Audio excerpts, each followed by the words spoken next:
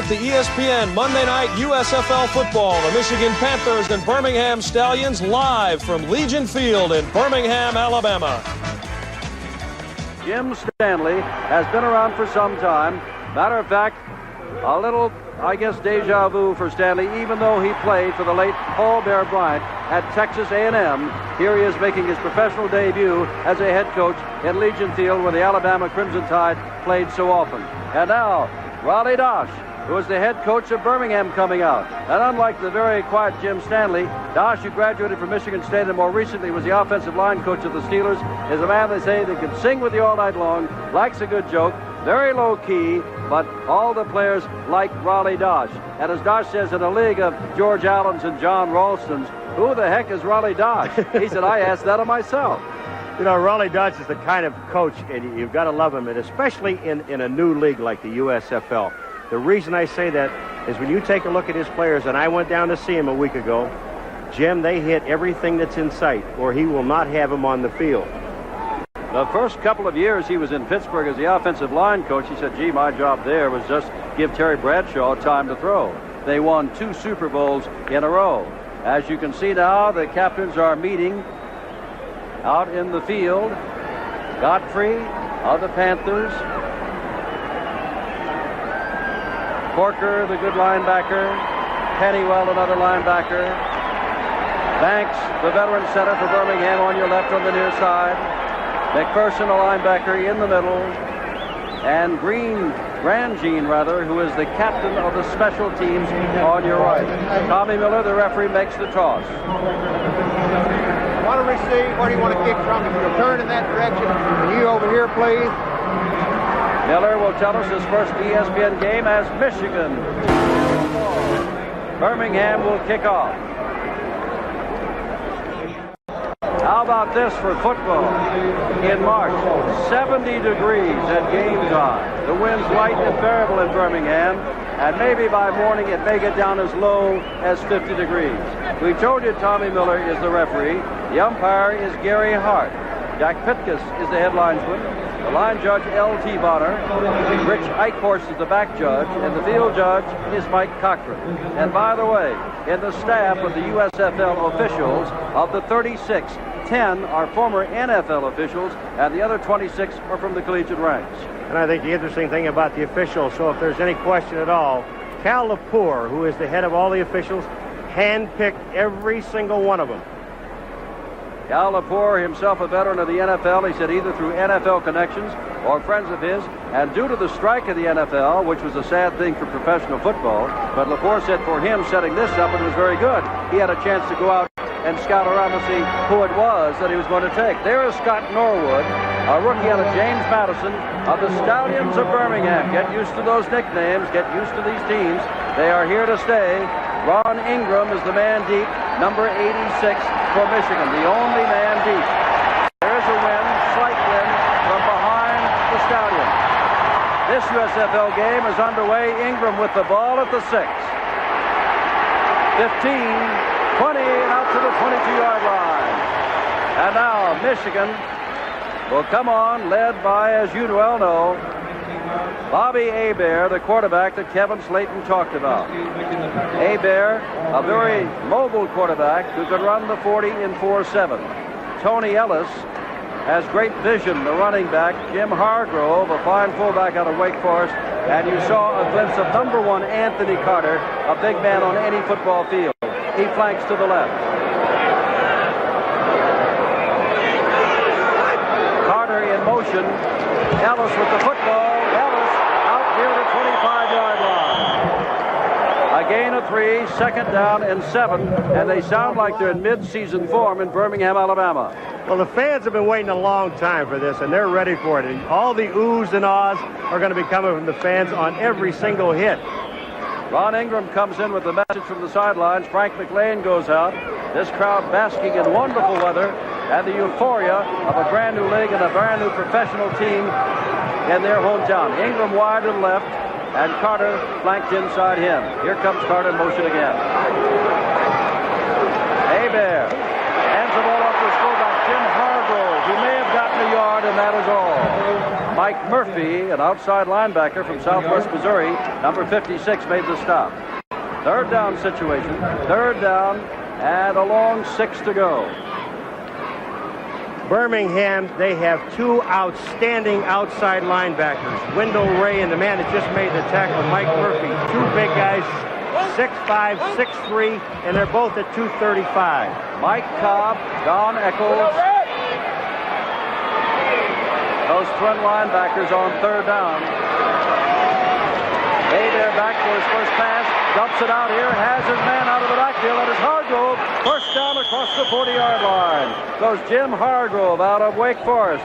Billy Caesar, the veteran of Tampa Bay, Miami, and the Detroit Lions, made the stop. This is a bootleg pass by Hebert. Take a look at it. You see the back going the wrong way, and all of a sudden he has Hargrove on the outside. Number 58. Lester Dickey was the man that was supposed to be covering the fullback. Didn't get to him. Hargrove picks up a first down. 13:15 to go. We're just in the first quarter of our first Monday night telecast. The first games for both of these teams. There is no score. Carter goes wide to the left, and Ingram comes to the right. High formation shown by Michigan for the first time. Ellis almost into the backfield, gets out to the 45. A gain only of 2. It'll be second down and 8. Larry McPherson, one of the tri-captains out of Fort Valley State, number 50, made the tackle. Carter, who averaged better than 17 yards every time he touched the ball at Michigan, has not touched the ball yet tonight. Well, the question is, can Hebert get the ball to Carter? You know you're going to see a lot of double coverage on Anthony Carter. They have to. The man is so good, and he will catch the ball in the middle of the field in a crowd. Carter this time flanked wide to the right. Second down 8. Quick handoff to Hargrove. Hargrove gets out near midfield. A gain of maybe 3 yards, and another third down situation. Third and about 5. Getting up, making the tackle, Charles Martin out of Livingston, a rookie. And they think very highly of that nose tackle. He is playing alongside of another rookie out of Alabama, Jackie Klein, with a veteran on that front three, an Alabama product of 8 years ago, Mike Raines. Third down, 5 to go. Ball at the 48-yard line of Michigan. Carter and Ingram both come to the right. Check that. That is Holloway alongside of him. Ingram is on the far side. Here's Hebert looking, dumping it for Hargrove. Hargrove across the 50 and very close to the first down. Upended by Emil Thompson, number 20. There's a Michigan man down, but he's just tying a shoe, and that is Hebert, the quarterback, back at the 34. They're moving the sticks. Another first down for the Panthers of Michigan. Jim, when they see that lineup again, Michigan, you've got to go to Anthony Carter because they're covering Anthony Carter one-on-one. Granted, you've got Ingram or Hargrove to the outside and picked up the first down, but when you see one-on-one coverage on Anthony Carter, you've got to get the ball to him. Frank McLean comes in, third wide receiver on first down. So now this is not a double tight end situation on short yardage, nor is it one tight end and 2 wide receivers, but Frank McLean, he can fly. Anthony Carter, you know about him, and Derek Holloway, all 3 men are in. Ball is placed down just on the Michigan side of the Birmingham 45. First down and 10. Raleigh Dotch, linebacker coach for New England, more recently, as we told you, with Pittsburgh.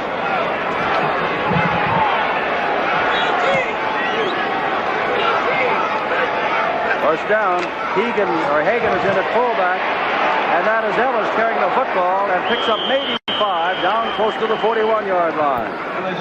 Charles Martin again gets up after making the tackle, along with Wendell Ray, an outside linebacker. Ellis, they love his vision. They say he's not a speedster, but he sees the holes, and he can catch a ball.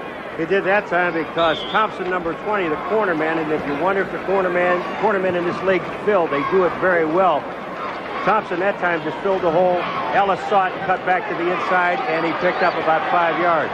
First quarter, 10 minutes, 15 seconds to go. No score. The Panthers on the march. Carter in motion. Hebert to Ellis again. Blockers in front of him. Gets inside the 40-yard line. Inside the 35. First down, Michigan. With Billy Caesar, number 44 out of Miami, holding on for dear life. And the Panthers took this opening kickoff and now have a first down inside the 35-yard line. And now they're saying offside. side, and I would imagine that Tommy Miller would get the wave off on that because they've got a first down easily. And that is Godfrey, Chris Godfrey, the best offensive lineman, they say, out of the University of Michigan, looking to the sidelines to his coach, and Tommy Miller will tell us. Offside. Decline the penalty. First down. First down at the 32. You know why this play works? Mike Hagan, the fullback, number 34. Watch the block he gets on Murphy, the linebacker. Right there in the corner of the screen, cuts him down, allows the two guards to get to the outside. And Ellis picks up the first down. It's an excellent play by the fullback.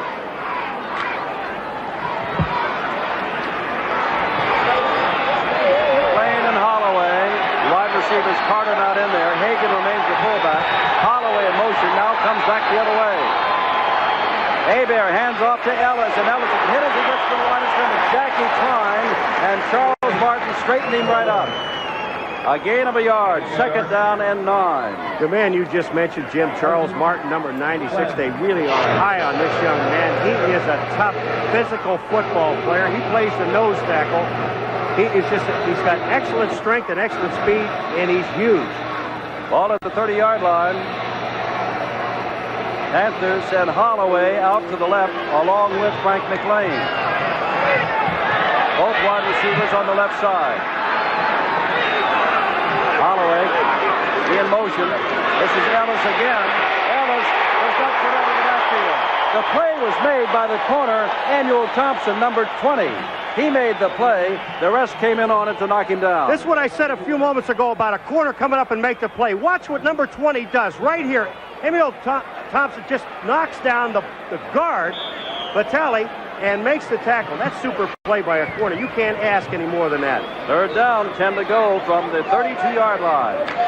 Less than 9 minutes left in this first quarter. No score. Holloway out. John Williams checks in at running back, rookie out of Wisconsin, number 40. He can catch the ball. Haber looking for Williams. Overthrows him, almost intercepted. Behind Williams was Frank McLean, and the Birmingham team was right there. Fourth down. All right, McLean, you're going to see him down the field. He's running a quick out, not a quick out pattern, but an 18-yard comeback pattern. He slips and falls. The reason that ball doesn't get there is because Wendell Ray, number 90, the outside linebacker, had the heat on Hebert and hit him in the back. The ball went astray. And now in the hold is Whit Taylor, and Mojo Bojovic, a rookie out of Central Michigan, will try a 49-yard field goal. They've only got 9 men, Birmingham on the field. 49 yards out. Is it good? It is good. And Michigan scores first on a 49-yard field goal. Jim Simpson, Paul McGuire, Monday night USFL football on ESPN. Michigan leading 3-0, and Bojovic, who just kicked the 49-yarder, will kick off to Michael Kincaid, the deep man, who is 5 feet 4 inches tall. You know you got a speed when you got that size, and he's got it. Takes it at the 3. Kincaid bounces out, gets away from a couple of men, and out across the 30-yard line. Birmingham has the football for the first time tonight. Gray makes the stop, along with Chapman from Michigan. Little Michael Kincaid. James, he might only be 5'4", but watch the number of guys he runs through. 1, 2. There's the kicker. 3, 4. He still breaks away here. 5, 6 guys to bring a 5'4" man down. He weighs 150 pounds. He's beautiful. Reggie Collier, the All-American from Southern Miss, on a handoff right away and throws the ball instead, fakes into the line, throws the ball incomplete intended downfield, and hurt downfield apparently is the man for whom it was intended. We'll take a look. I think it's Darrell Mason or Mike Hearn. Take a look at this. This is the tight end, Hearn, and he is hit by Clarence Chapman. He is hurt. He is on the field. So we'll take timeout. 8 minutes, 12 seconds to go. 49-yard field goal by the Michigan Panthers. Bojovic has them out in front by the score of 3-0. And we'll come back in a moment to Legion Field, Birmingham, Alabama.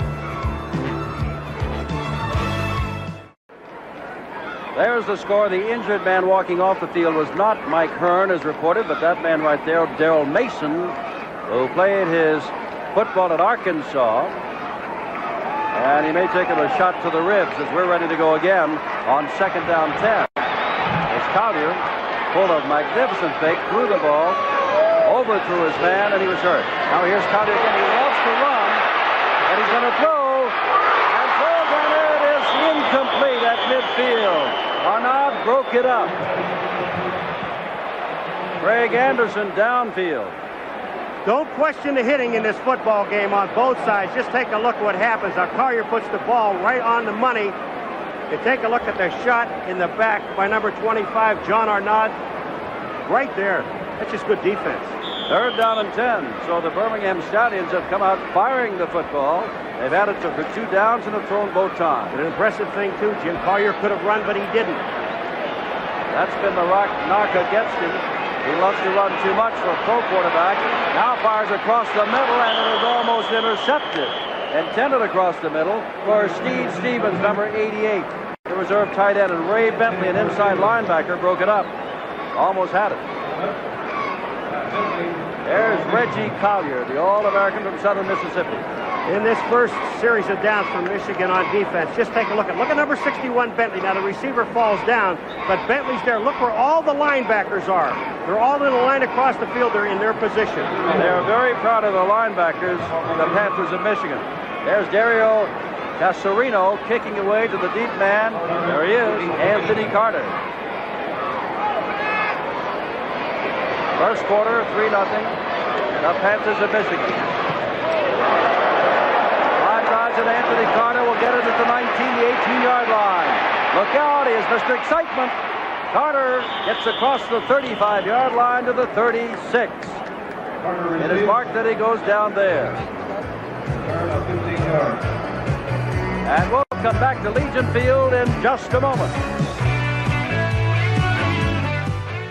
As this game moves on toward conclusion, Paul and I will be picking the men and most valuable player, and that player will be able to donate in his name $1,000 to the college or university of his choice. Keep that in mind. Ball at the 35. The Panthers have controlled this football. Birmingham has not yet picked up the first down. Impressive drive, that first drive. 6.5 minutes they kept the ball and ended up with 3 points, and that's an impressive drive to come away with. Bobby Hebert has to tell Anthony Carter where to go. Remember, Carter just signed a week ago. Now Carter in motion. Hebert hands off to his fullback, Mike Hagan, out of Montana, and he is stacked up by Charles Martin. We've called his name a few times tonight. You can see him get up, number 96, the nose guard. The one thing that we've witnessed yesterday watching the game, and again this evening watching this game so far, and it's early in the game, but they're changing the backs around quite a bit. We see another down lineman coming in, Jimmy Walker, and Charles Martin comes out. Ingram and Carter, your wide receivers. 2nd down, about 5. There's Ellis. Ellis' flag is down as Ellis gets across the 40-yard line and is knocked down by Jackie Klein out of the University of Alabama. And down at the bottom of the pile, you can see yet another man, and that was Michael Thomas, a defensive back. But remember, the flag did go down. Offside Birmingham.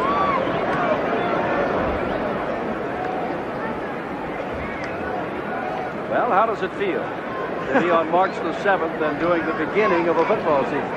The way they're hitting down there right now, it's being through it for 11 years, and know what they're going through. The tenseness is all gone now for the players. Once the kickoff, it's all over with. Now they play football. They're using their basic skills, and they're doing it very well, especially at this point, the defense of Michigan. And again, something you hit on, Jim, that we'll be talking about. They have got some of the best linebackers in the league.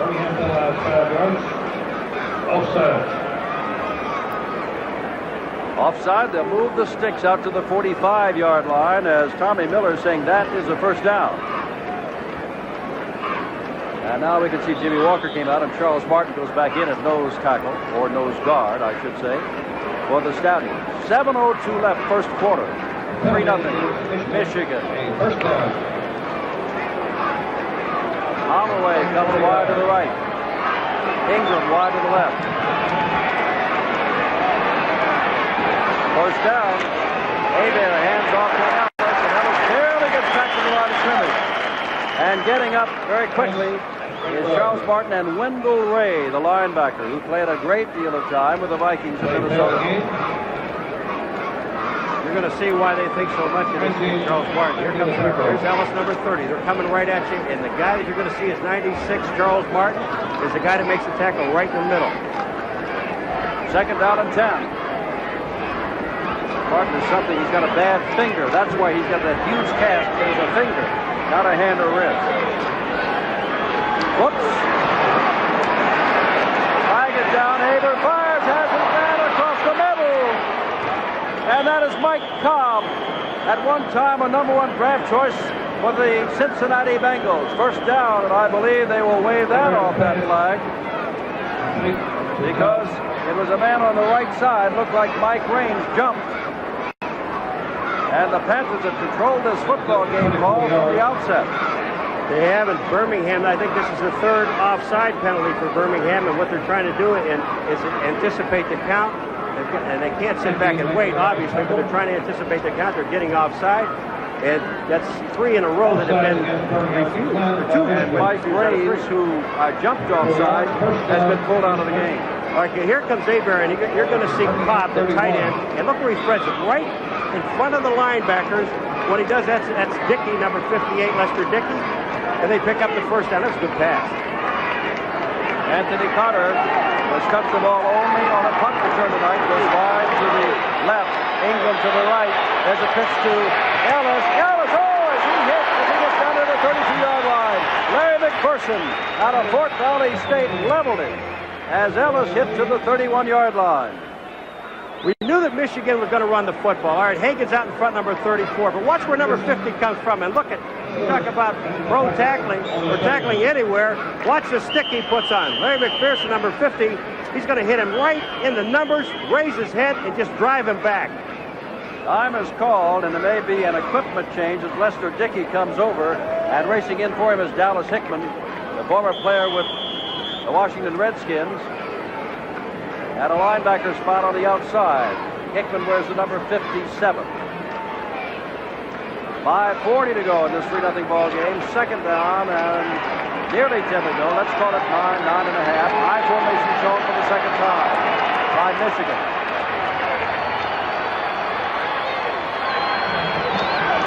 Quick pitch. Now here comes Anthony Carter. Across the 30, the 25, first down inside the 20-yard line. Anthony Carter on the reverse, took the ball from Ellis and took it inside the 20. Tackle made by Michael Thomas, the cornerback on that side. Chris Godfrey, the offensive right tackle, number 70, gets a great block on Hickman. Take a look at it on the outside. There is the block, holds him up, lets Anthony Carter get back to the inside, and he does what he does so very well, Jim, and that's run the football. Well, they're certainly within Potovic's range now, and Michigan is thinking touchdown. They've dominated the ball game through the first 10 minutes and 15 seconds. They lead by only a field goal. But Birmingham has only had 3 snaps plus the punt. Ellis took to the backfield, and that was Dallas Hickman. Number 57 that just came into the game. What an excellent play by a linebacker, because Hickman was blocked, but he rolled himself towards the ball carrier. All right, here are the inside linebackers. You see him moving over to the play. But Dallas Hickman, number 57 on the ground, is the guy that already made the play. Now watch what happens, what he does here. He is being blocked. He rolls off of Hickman, whips his leg, hits Ellis, and knocks him for a loss in the backfield. Excellent play. Second down, 11 to go. They brought in their pass rushers for Birmingham, and the offensive Michigan spreads out. McLean wide right, Carter to the left. The backs are split. Hebert back to throw. Throws the ball across the middle, and it is dropped. Hit his man across the middle. That was Mike Cobb, or rather Dan Eccles, the tight end, and Billy Caesar hit him. And when he hit him, Eccles dropped the ball. I've been talking about hitting in the secondary and the linebackers. Watch Billy Caesar, number 44, right in the middle of your screen. Watch what he does. He knows he can't intercept the ball, but he hits Eccles in the back and makes him drop the football. That's good play by the secondary. Third down and 11 to go with Ron Ingram checking in. and Frank McLean going out as a wide receiver. Ingram goes wide to the left, and Carter comes to the right. Hargrove started as fullback, caught a pass, but Hagan has been in there since. 3rd and 11, Hebert back to throw. In trouble, and down he goes, the first sack of the night. Looked like Raines, the best pass rusher, the 8-year veteran out of Alabama. And that may have taken him out of the range of Vojek. Mike Raines makes the tackle, but watch who comes. Everybody, both inside linebackers are coming. The defensive ends are coming. The nose tackle, and there's Raines, number 79, making the tackle in the backfield. 3:25 to go in this 3-0 ball game, first quarter. Jovic is going to try this one, and well, they're going to try it from 49 yards again. Hit it before. This has got plenty of foot from 49 yards out. It is good again. And Michigan with Jovic. Jovic scoring from 49 yards out with the field goal. 3:08 to go. We're in the first quarter. Monday Night Football on ESPN at 6-0 Michigan. Tom E's live Thursday nights at 8 Eastern, 5 Pacific time every week for Inside the USFL here on ESPN. Jovic just kicked a 49-yard field goal. Since that time, the wind has whipped up in his face, and Kincaid, as the ball is blown off the tee. I don't think he would have come close to the field goal that he made with such ease had that wind been there just moments before he kicked. Jim, that kick was 49 yards, but the ball went over the back fence behind there. Look at that. You can see the flag how it's kicked up in just 2 minutes, but the ball went over the back fence, which is 10 yards beyond the goalpost. He has a very short run-up for Jovic. And this is Kincaid, the 5'4" speedster from the 4-yard line, straight up the middle into the wedge. And you just look for him where he's going to pop out, which side. He gets him across the 25-yard line where Pennywell made the tackle. Pennywell is 6'1", 225. Kincaid, a very small man, 165, 5'4". Scoring drive, 7 plays. 49-yard field goal, capped it off. And it looks like the rain has begun to come to put a damper on this USFL football game. They expected only a 25% chance of showers, but here they are. Pitch back. That is Ken Tolan, the fullback of Birmingham, getting across the 30-yard line. And that's just about their best gain of the night, and the first time they've gone to the ground tonight with any success. Pennywell again makes the stop. 2nd down and 6 to go. Well, we knew that Michigan thought that they could run the football on Birmingham. Birmingham, on the other hand, with Collier, feels that they can throw the ball, and they really don't want him to run the football. We saw that one time where he had an open field and didn't take it. 2:24 to go, first quarter, 6-0 Michigan. Here's Collier firing, and it is almost picked off. That was Clarence Chapman jumping in front of Darrell Mason. Chapman, number 22, jumped in front of Darrell Mason, number 81, and Reggie Collier has yet to complete a pass tonight. Excellent play by Clarence Chapman, because Darrell Mason is not his man. He gets off of the wide receiver and comes back in for the interception, and Collier just hung the ball up in the air. Ball on the 32-yard line, 3rd down and 6 to go.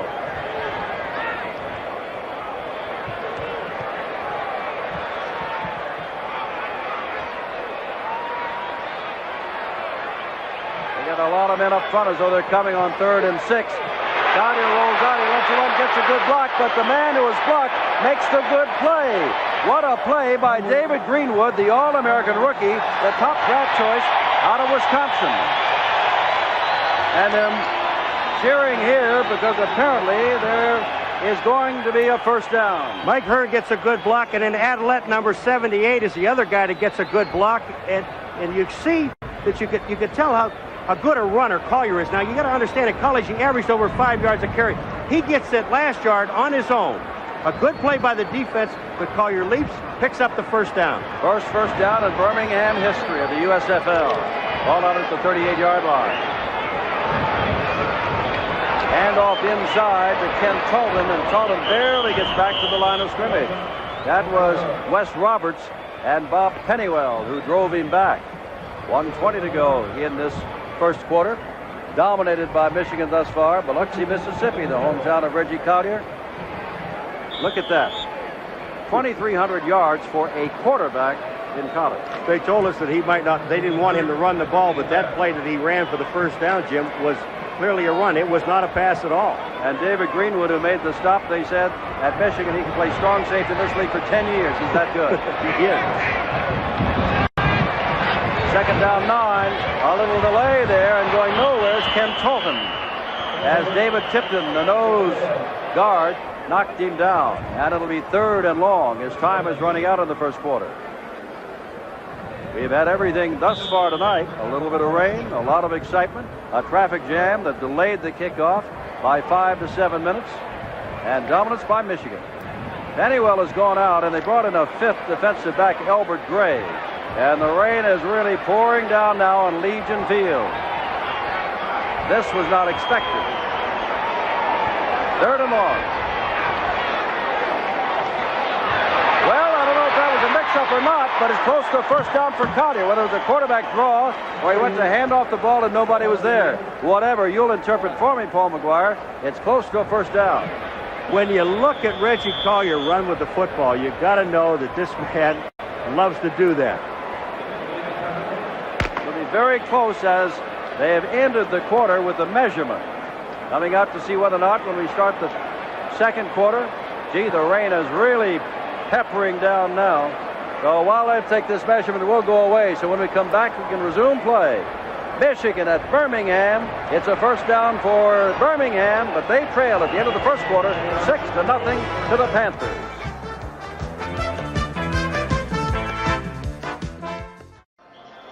The only thing that's really going to suffer this rain tonight are the hairdos of some of the people who looked ahead to this fine opening of the USFL and professional football in Birmingham, Alabama. The ball is at the 48.5-yard line. We begin the second half. It is 6-0 Michigan. And Reggie Collier at the controls. Anderson is wide to the left. Ron Frederick to the right. They have a single setback, and they give it to him, Talton, the fullback, who barely gets to the 50-yard line. A gain of a yard, perhaps. Ray Bentley, the linebacker, on the inside, put him down. And it'll be 2nd down and 9. Birmingham, they're doing something that Coach Raleigh Dodge told us they would do and go with a double tight end situation. Now they're taking one of the tight ends out, and they're going back to the 2 running backs. Earl Gant, veteran out of Missouri, checks in. Put in some time with the Kansas City Chiefs. And again, Frederick this time goes left, and Anderson, the other wide receiver, comes to the right. 2nd down, 9 to go. Wind blowing, rain here. And straight ahead goes Talton, the fullback, out of Cornell, and picks up 3 or 4 yards. But he has moved into Michigan territory down to the 46-yard line, where Ronnie Padgett of Louisiana Tech and Dave Tipton made the stop. It's a little early in the game. We just started the second quarter. The only real running threat that they've had so far, Birmingham, they being Birmingham, is Reggie Collier. So I would imagine they'll go up top. The good news is, as you see them covering up, that rain is slowing down perceptibly. It is still raining, but it is slowing down perceptibly. Looked like the blitz was on. Collier back slips on the wet, and now gets the ball away, and it is caught. Putting it down very carefully is Earl Gant out of Missouri, and he puts it down at the 40, saying, we've got a first down. 2 important things happen on this play. One, watch what Reggie Collier does. He will sit in that pocket. He's got the confidence in his offensive line. Then he picks the back, Gant coming across the middle, and Gant holding on to the football. Ball at the 40-yard line. Now Frederick, who has great hands, goes to the left. Anderson, who has great speed, comes to the right.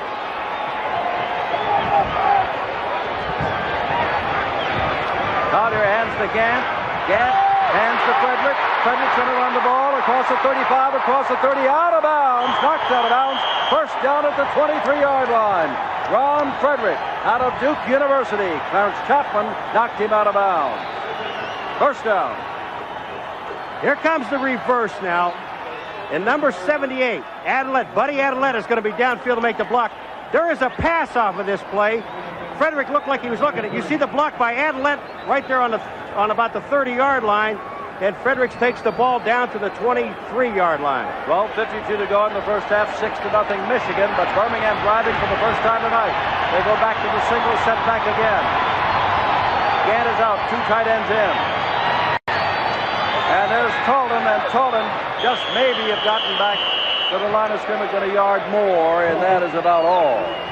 And you can see Mel Land, the good linebacker out of Michigan State, and Ronnie Patch at the end on that left side, combining for the tackle. Jim Stanley across the way. And now Gant comes back in, along with Steve Stevens, a tight end for Birmingham that caught a pass back in the first quarter. Ball is at the 22-yard line, 2nd down and 9 to go. Frederick goes wide to the left. Anderson comes to the right.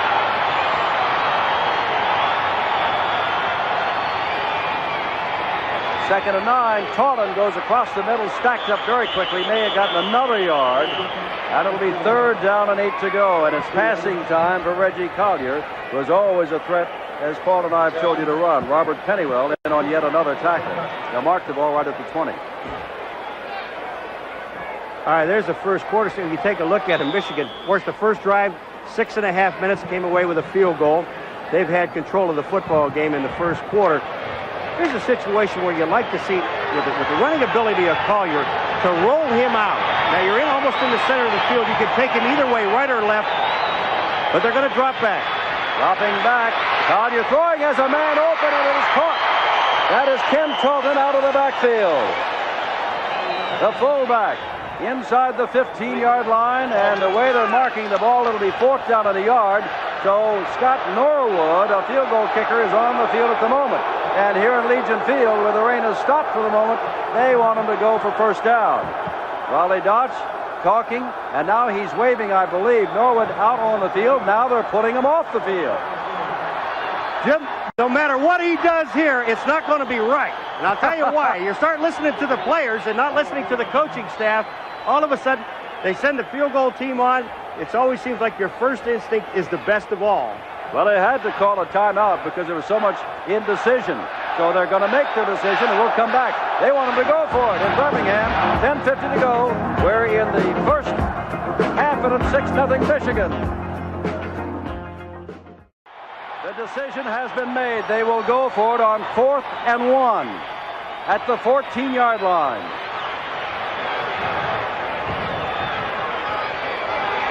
Collier hands off Tolan, and I believe he's got it. I believe Tolan's got it. They say he does. 1st down inside the 15-yard line. Bentley stood him up along with Pennywell, but Tolan out of Cornell had the momentum. Tolan gets it to where they like to run it in this short yardage. Is number 72 Woods and Buddy Adelet, number 78. The left guard and the left tackle. And Tolan was hit at the line of scrimmage. He got the rest of it on his own. 6-0 Michigan. Birmingham driving for the first time. Frederick comes out to the right. Anderson to the left. 2 tight ends, Hearn and Mason.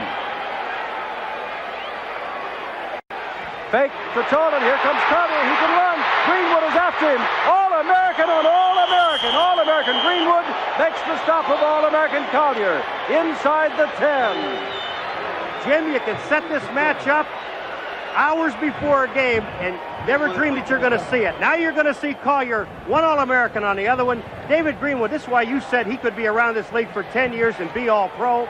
The play he made right there, one-on-one on Collier, was outstanding. 2nd down and 4 at the 4. When you see a guy out there, this is what makes you shake a little bit. But he played it right. He kept Collier to his outside, would not let him break back inside, and then made the tackle. Anderson left, Franklin right. 2 tight ends. 2nd down, 4. Collier gets down near the 1st down inside the 5. Reggie Collier. It'll be 3rd and inches, or it will be 1st down. 1st down and goal to go, Birmingham. This time, Jim, it's Reggie Collier's turn on David Greenwood.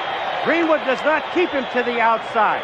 Watch what happens. He'll put the fake on Greenwood right here and cut right back to his inside. And there's David Greenwood. He can't make the tackle.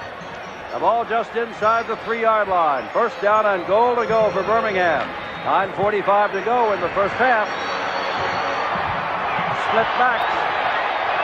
Collier calls for quiet. Crowd is huge and cheering.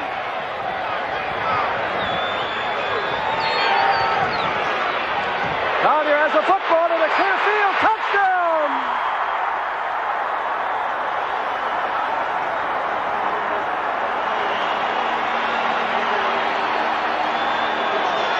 Tie ball game at the moment.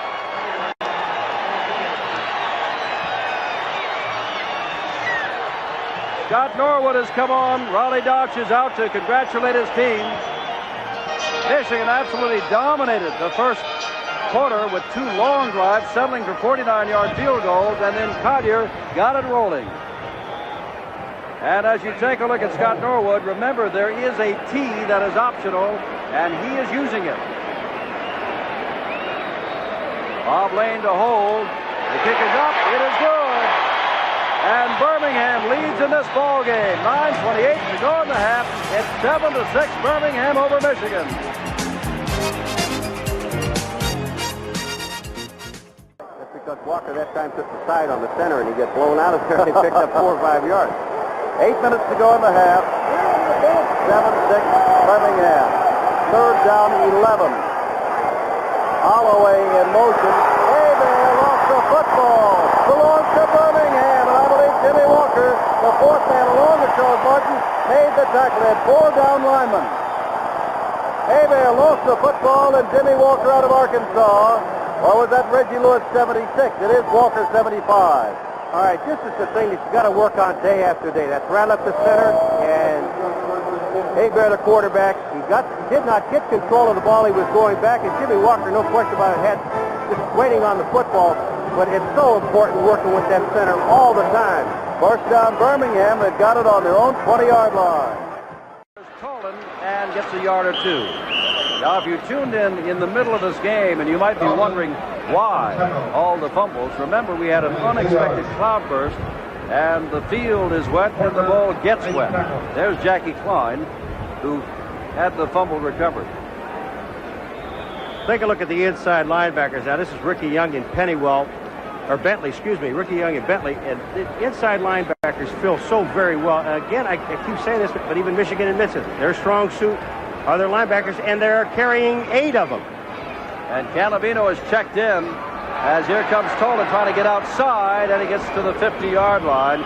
Riding him down on top, as you can see, is Jeff Jackson, and Canavino, whom we said just came into the ball game, number 41, made the stop. 7-6, clock is running, 2:12 to go. Mobility of a defensive lineman. Watch Jackson. He is a defensive end. The play is cut back to the inside, and there's Jackson to make the tackle. And now we have the 2-minute warning. 1 minute 58 seconds actually to go. And remember, when we come back in the last 2 minutes of either half of the USFL, every time they pick up a first down and move the sticks, time stops on that board until the sticks are set again. So they got their own timeouts. Plus, if they can pick up first downs, they've got additional timeouts. 2-minute warning. Collier over to talk to Raleigh Dodge, his head coach in this 7-6 ball game.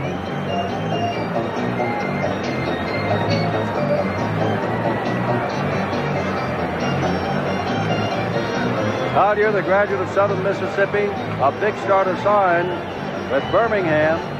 They're redoing the jersey of Jackie Klein after working on his ribs, apparently, Paul. You've had that done to you, I'm sure, your teammates, and you can probably estimate better what they're doing to him than I can. Now, well, the pad's been removed there. When they took the pads off, you know that he's not going to see any more action in his first half, and hope he can come back.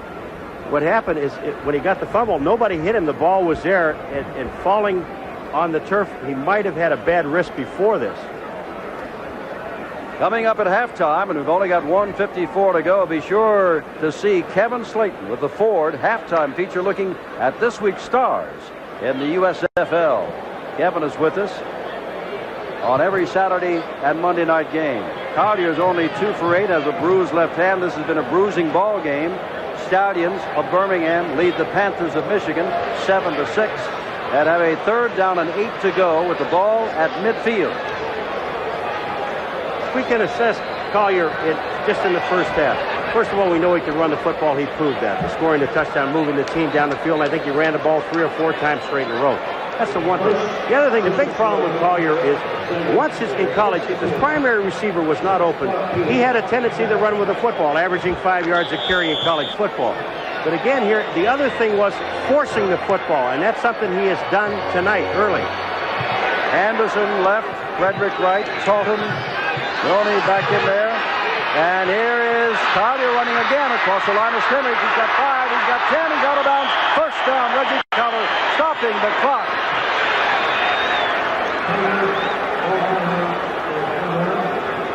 Ken Dalton clearing the way with a fine block. There is just no place to throw. The pattern is too long. Now here's Collier. He's looking at one receiver to the outside. A little force there. Watch Talton on the outside on land, number 47. Right there. There's the fullback coming back and getting another block. Enables Collier to pick up another 8 yards. Ball is on the 37-yard line. Anderson to the right, Frederick to the left. Gant gives the ball to Frederick. He can throw the football from there, and he's not going to have a chance. Look to throw Ron Frederick, and is thrown from 37 back to the 40. Mel Land doing the good job on him, along with Jeff Jackson. Jim, I love Reggie Collier. He didn't take on a linebacker. Reggie Collier tried to block Jackson, number 77, to tackle. He didn't do much of a job on it. There's Collier on the ground. Here comes Jackson, number 77. There's Land, number 47. And Jackson's on the play. I give him an A as far as trying an attempt. Jackie Klein has a slight bruised shoulder, expected to play again in the second half for Birmingham. Here's Collier on second down and long, about 13. All the time in the world. And overshoots his man, the tight end, Darrell Mason. I guess he just had too much time. Stops the clock with 1:03 to go. Seldom do you see that kind of time. Third down and 13. Three-man rush doesn't get you much. And take a look at the deep drop. Everybody is in the zone. They're all playing zone. The corners are up short. Back on the bottom over here was Talton, the fullback, all by himself, and Collier couldn't find him. Went to the tight end. Clock is stopped. Earl Gant comes back in, a running back who's been really lining up, as some of the tight ends have, just off the tackle on occasion, but this time he sets up in a split backfield. Third down, 13. Collier throws and has his man, and that is Darrell Mason, the tight end, and that's a first down inside the 30. Run out of bounds by David Greenwood. You gotta love what Reggie Collier does here. They had the blitz on. There were 6 men coming at Collier, and he sat in there. The offensive line did a beautiful job moving everybody to the outside. You see Patchett on the outside. Here's Collier. He is cocked and ready to throw. He finds Mason, the tight end. He's not worried about the guys coming from the outside. He's still looking at his receiver, knows he made the completion. The ball was right on target. And you know what I meant to say. David Greenwood did not run him out of bounds, but he was one of those blitzing. All right, Anderson wide left, and Kevin Miller to the right. Collier dumps it over the middle, and it's going to be intercepted by Ray Bentley. Intended for Steve Stevens. Went off his hand into the hand of Ray Bentley. Yet another turnover with 49 seconds left in the half. Jim, the Michigan linebackers, John Corker is the guy that hit Stevens. He pops him, and it goes into Bentley's hand. All right. Here's Reggie Collier back, hitting the tight end. That's Corker popping him. The ball pops up. Bentley, the other linebacker, is right there. Look at Chapman and the rest of the players coming up to help out. That's Osborne, number 23. Ball is placed down on the 27-yard line. Let's see how Michigan plays this. Down by a point, well in their own territory. 49 seconds to go. And how do they play it? They've got 3 wide receivers in. 2 to the right side, including Anthony Carter. Hebert fires, has a man, and is caught and backing out of bounds with it. Across the way is Derek Holloway. That'll be a first down. Across the 45-yard line. That took all of 6 seconds, 43 seconds to go. And they're near midfield. All right, Hebert, he's looking downfield for Anthony Carter. He's looking to his right. Now he comes back to his left, looking people off, and he finds Derek Holloway because the corner didn't play short, and the safety was a little bit too deep. They were in a zone defense. Completion. Frank McLean wide to the left. Anthony Carter, the man on the right. Holloway, the man in motion. Hebert throws across the middle. Oh, what a pop! Put on the intended receiver, and the intended receiver was Derek Holloway, the man in motion. And Hebert didn't have it too easy back there either. 38 seconds left. That's what McPherson, the linebacker, again. The linebackers are active on both squads. Number 75, Jimmy Walker, puts the heat on Hebert and forces the throw. You'll see him coming up through the middle. There he is. And then you see McPherson hitting Holloway. I wouldn't want to be in the middle, my friend. A lot of hitting going on tonight from the 46-yard line. 2nd down and 10. McLean to the left. Carter's over there on the right side. Holloway in motion. Hebert looks to his back coming out of the backfield and overthrows him coming out of the backfield.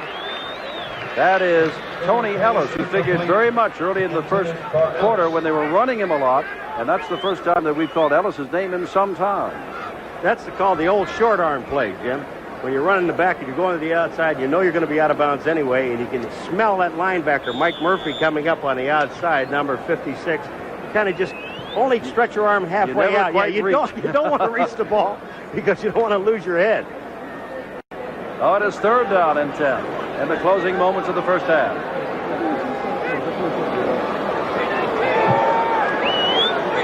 Very enthusiastic crowd tonight, and that is an understatement, I believe.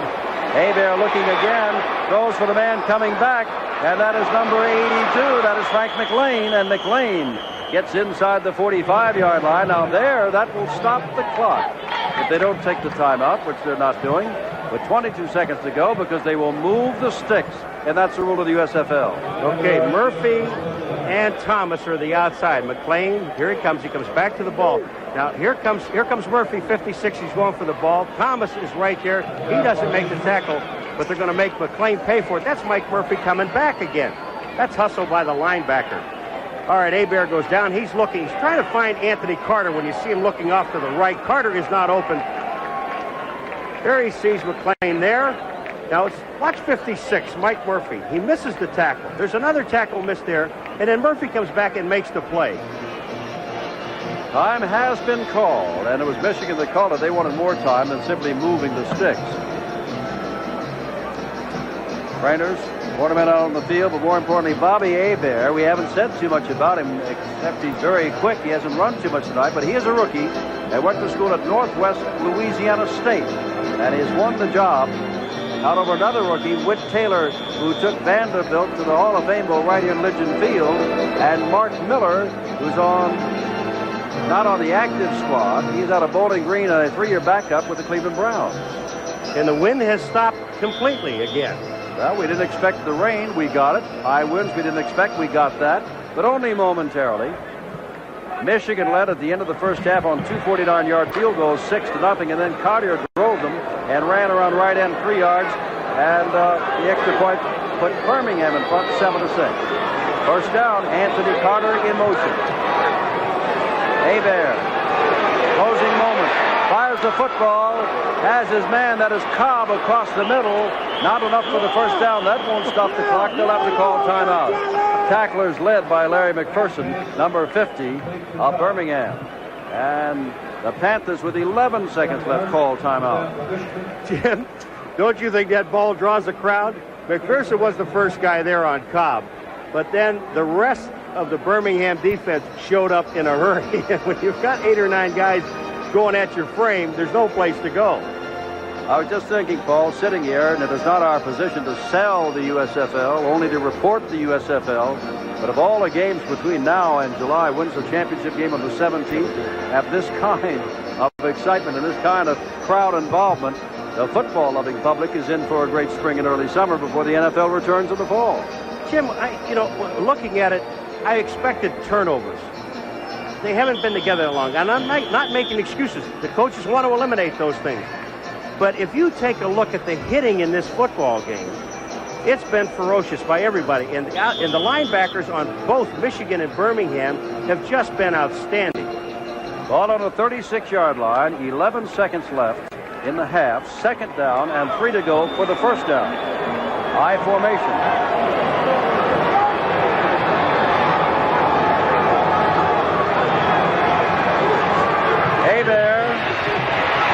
better get out of bounds, and does, and he may have the first down. They're saying he does with 5 seconds left. Forced out of bounds by Jimmy Walker, one of the down linemen, just walking back, number 75.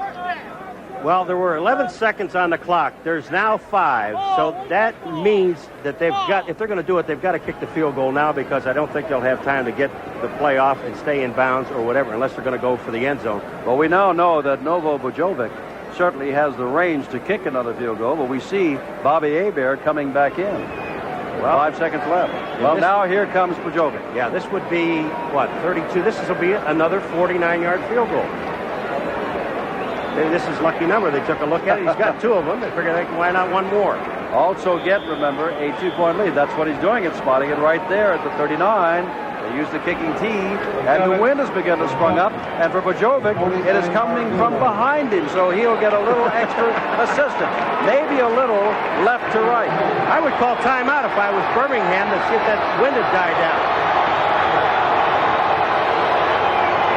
Bujovic, 39 yards out. He's got the leg, and he's got the lead. Time out. Panthers, their third 49-yard field goal as time runs out of the half. Birmingham leading by a point, now finds itself down by 2. That is the end of the first half of professional football of the USFL in Birmingham, Alabama, with Michigan leading Birmingham 9-7.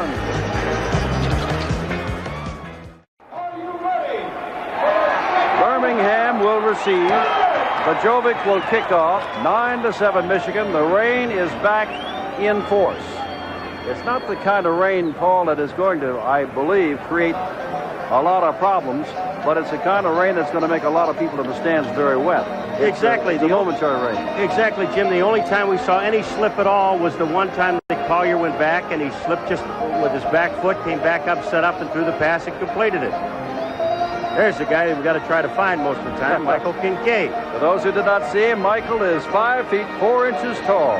As a matter of fact, one of the officials of the Birmingham Stallions said that he went up to the practice field and ordered him off the field. He didn't know that he was a player. And then when he said, "I'm a player," he said something that I shall not repeat and said, "Get off," until the player said, "Look, my name is Kincaid. I belong here." Bujovic, the kickoff. Kincaid standing at his own 6-yard line. The rain is coming down, but the wind has stopped. And Kincaid will get his opportunity from the 6. 20, wow! Knocked down on a driving tackle by the linebacker. It was Bentley, Ray Bentley, also of Central Michigan, who played there with Bujovic last year. Came in to make the stop. This is one thing on a 40-man squad. You've got to play a lot of the special teams, and watch what Bentley does. He goes right through the wedge. Nobody blocked him, and he hit Kincaid. You want to know, where did he come from? Here comes Reggie Collier, 3-yard touchdown run. Most of the time, he was going with a single setback. Ken Dalton in the first half. Dalton is in there now as a single setback. 2 tight ends, 2 wide receivers.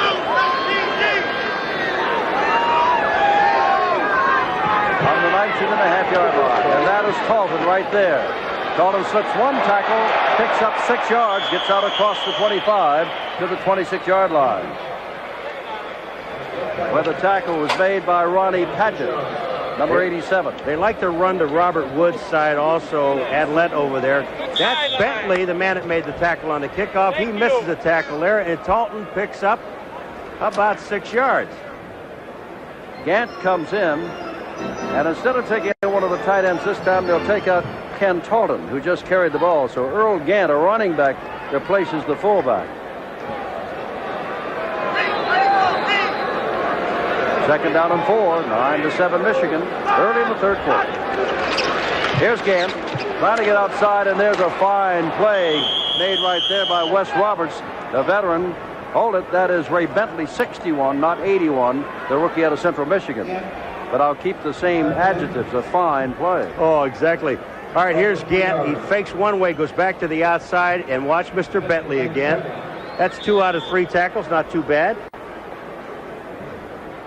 Look at Bentley. He looks back to the inside, sees the play moving to the outside.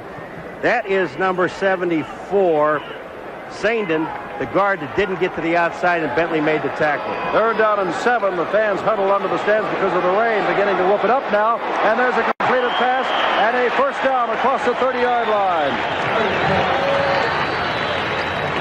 David Greenwood makes the stop of Ken Talton, who came back into the ball game and plays pass receiver one more time. Greenwood was aided by Mel Land, the outside linebacker. Ball is placed down on the 31-yard line. Story of the game, Michigan dominated the first quarter. Birmingham dominated the second quarter until the final seconds when Hebert moved Bojovic into position for that third consecutive field goal of 49 yards.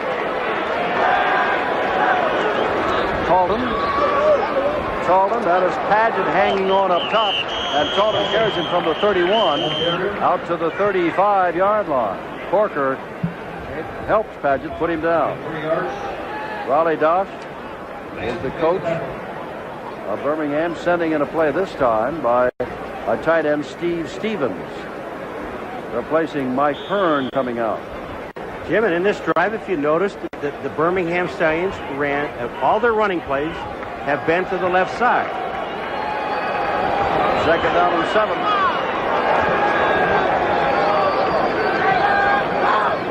Oh my. Adelet was in the backfield defensively of Michigan before the ball was snapped. And he was going to run one to the left side again. Yeah, they're running the left side. The tendency is the one thing, though, that you've got good linebackers Michigan has, and you don't want to start anticipating from the backside and start saying, well, if they're going to run everything left, we'll adjust a little bit more to that side. You've got to have your players on the left-hand side of the defense now, which would be Mr. Paget, the defensive left end. Make sure that they stay at home.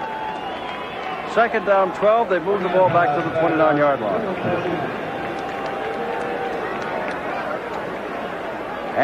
Greg Anderson from Alabama State goes wide to the left. Ron Frederick to the right. Two tight ends. And Collier dropping straight back. Collier puts it out. That is Gant. Gant cuts across the field, slips one tackle, and gets out across the 35-yard line, shy of the first down.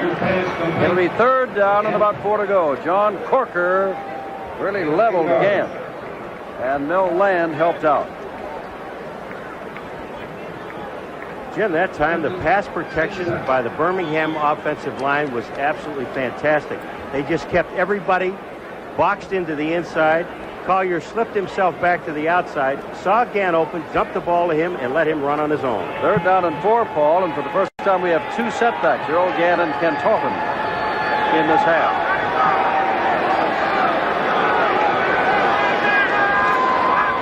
Third and 4, Talton did not get the first down. He almost picked up the football across the line of scrimmage. He was well ahead of the handoff. Pennywell leveled him. It's fourth down.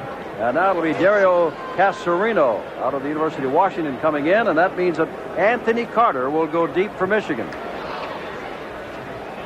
Casarino is a big man. 6'6", 240. And he's a punter. Carter dropping well back inside his own 20-yard line. Casarino, punt formation. They got the watch on him.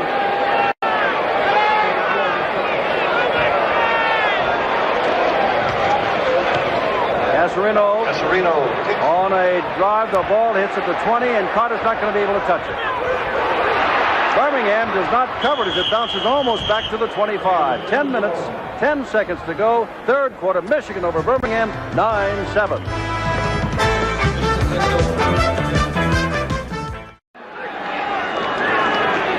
Hand off to the tailback, Tony Ellis, and Jimmy Walker puts him down after a gain of just 2 yards across the 25 to the 26-yard line.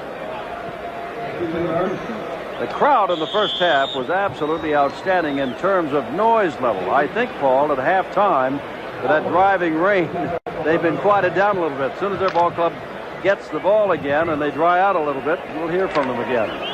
Carter goes wide to the right. And Ron Ingram comes to the left.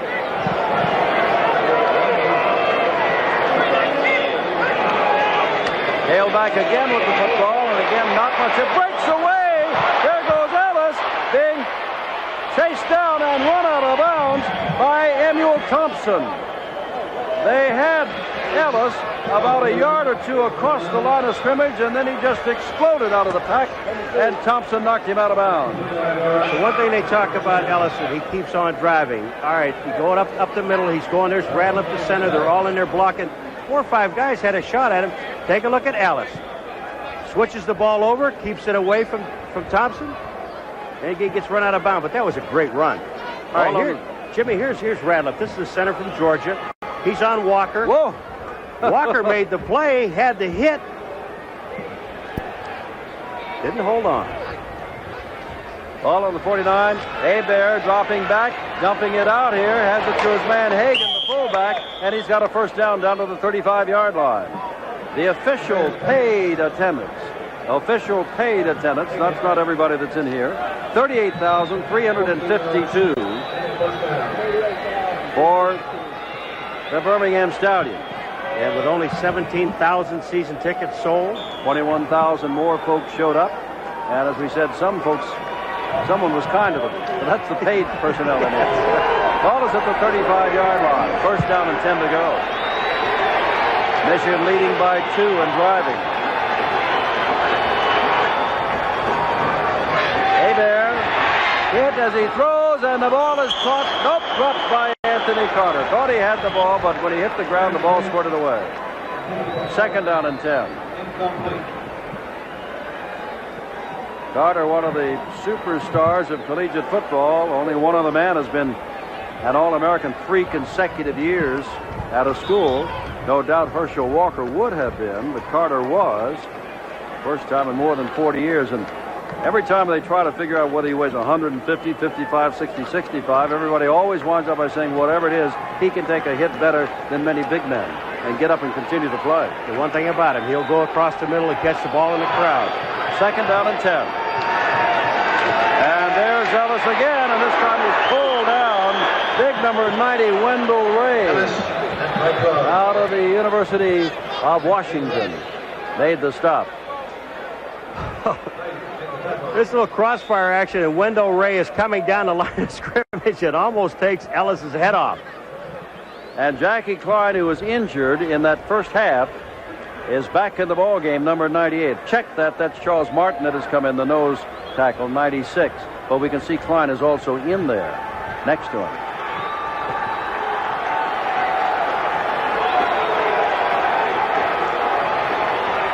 Third down, 8 to go. Blitz is on. Look out, Hebert gets the ball away. No good. Mike Murphy blitzing. The ball was trying to get out to John Williams coming out, but it is fourth down. Jim, they set everybody. This is called the old days of Mad Dog. You see Ray going up. You see Murphy, number 56. Hebert's throwing this ball away. Should have taken a loss because Caesar was right there to make the interception if the ball would have been on target. Here's that man again, but I think it's going to be slightly longer than 49 yards. There can't be 4 of them, can there? They have to put it back at about the 40-yard line and make it a 50-yarder. No wind this time.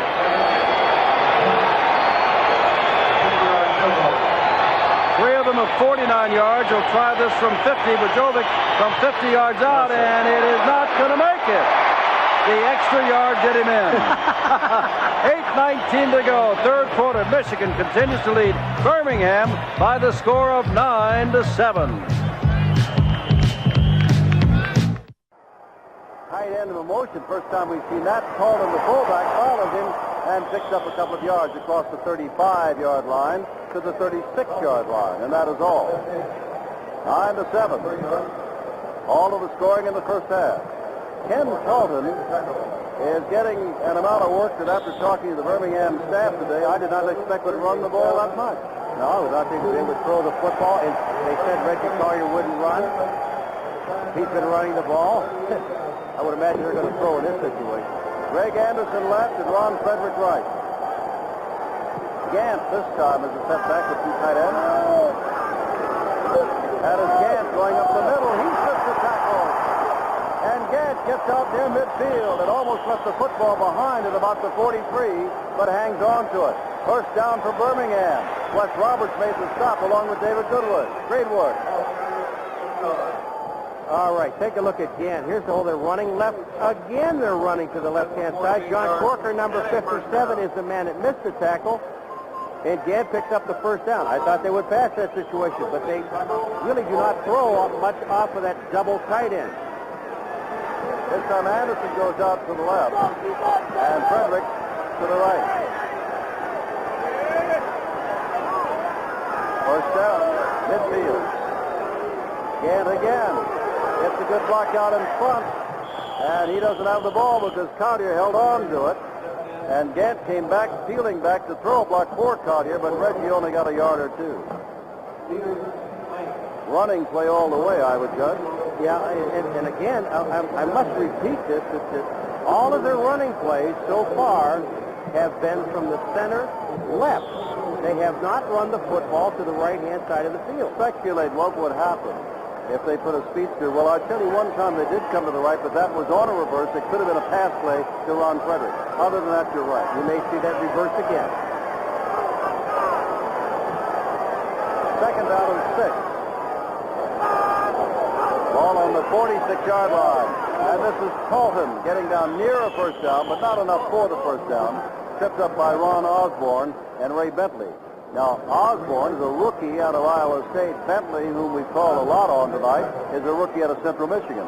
And John Arnaud, who picked up a fumble, is also a rookie out of Iowa State. So Arnaud and Osborne played in the same backfield at Iowa State, and now 1 year later, or even less than that, in the same backfield in the pros. Third down, 3 to go. Gant and Colton are in there. Split back.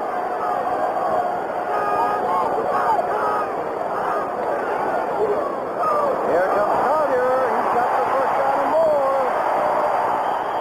Dragged down by number 22, Clarence Chapman. But first down, Reggie Collier.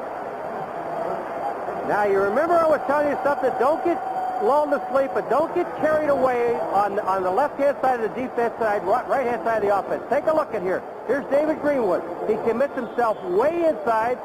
Reggie Collier gets to the outside. He has got a blocker out in front with him. That's Buddy Adelette, number 78, and he picked up the first down. They lull you to sleep. All the motion went to the left-hand side. Collier comes out here by himself. Ball is on the 34-yard line. Birmingham on the move, trailing by 2, 5:25 to go, third quarter. Single setback is Gant. And the crowd has come alive again as the team begins to move. Gant, a yard or two and no more. Ronnie Padgett down at the bottom, number 87 getting up. David Greenwood also in on the tackle. Tim, one of the things that really scares me about Reggie Collier, and it also scares the coaching staff, the young man does not know how to slide. He doesn't know how to, when the guy's coming up, he still thinks he can run over him. He goes to the out of bounds and he runs out of bounds. He won't slide when the defensive backs are coming up. When you're in the middle of the field, get down, sacrifice a yard. He runs straight up. I remember when our good friend down in Atlanta first came up, he wouldn't slide either, but learned. Collier, lots of time, as a man, tight end, number 81, Darrell Mason. Near a first down, John Corker, the linebacker, made the stop. 6 yards. When you see Reggie Collier go back, and we stress this thing, and we keep talking about this young man because he does everything so well.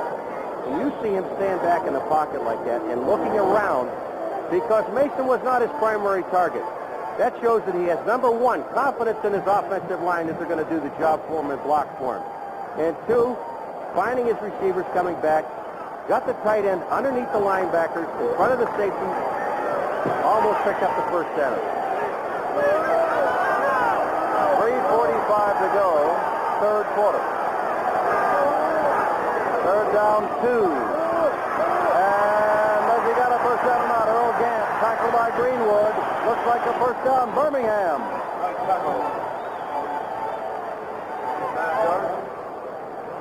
They'll spot the ball at the 21-yard line. Great drive by Birmingham, engineered by Collier. He's completed some passes, has run a bootleg himself, and has been running the other folks off the left side. And that play they ran to the right-hand side. Anderson left, Frederick right, lone setback is Colton. Doc keeps shifting his back, his tight ends, and his wide receivers.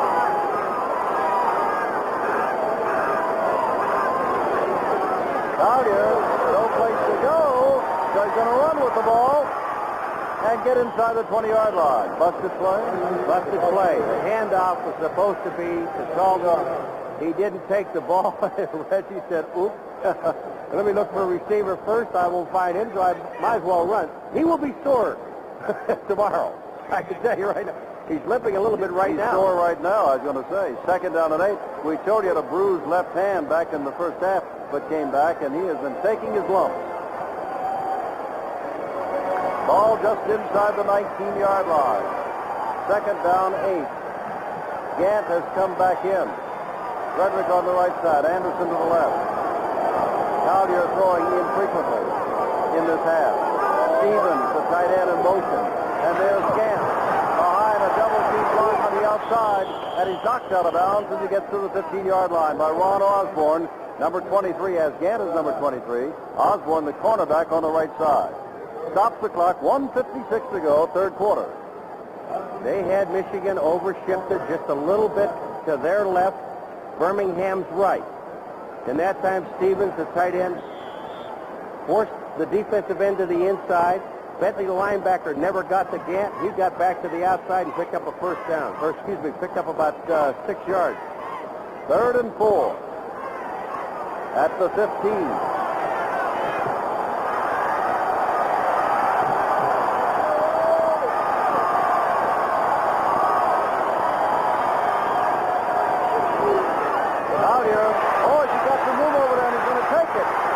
Gets out of bounds inside the 10-yard line. First down.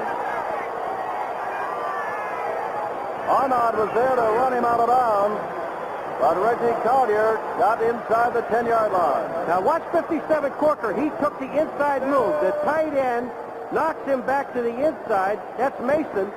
And then Bentley, number 61, just no way you're going to catch Reggie Collier, and he gets to the outside. All right, take a look at his legs, Jim. He's slowing up and he's limping a little bit. I don't know whether he's got a bruised foot, an ankle, or he's just a little tired. Could be all three. First down from the 10-yard line. 1:50 to go. Birmingham moving down by 2 points to Michigan.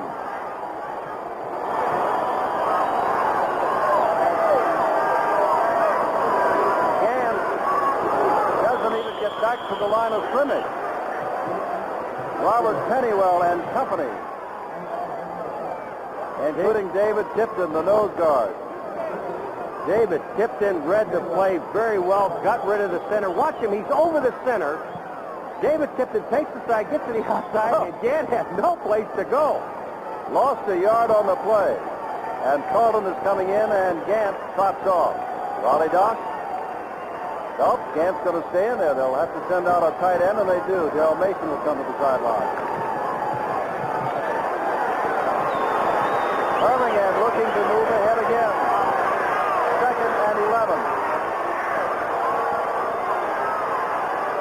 Collier hands off, and Gant does not get back to the line of scrimmage again. Mel Land is there to knock him down for yet another loss.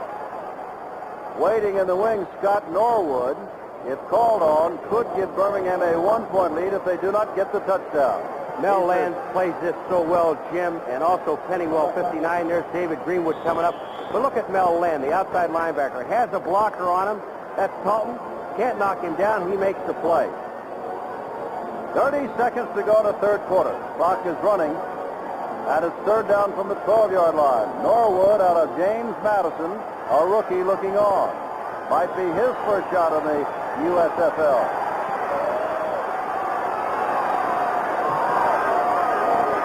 Collier to Colton. And Colton is going to be wrestled down by number 57, John Corker.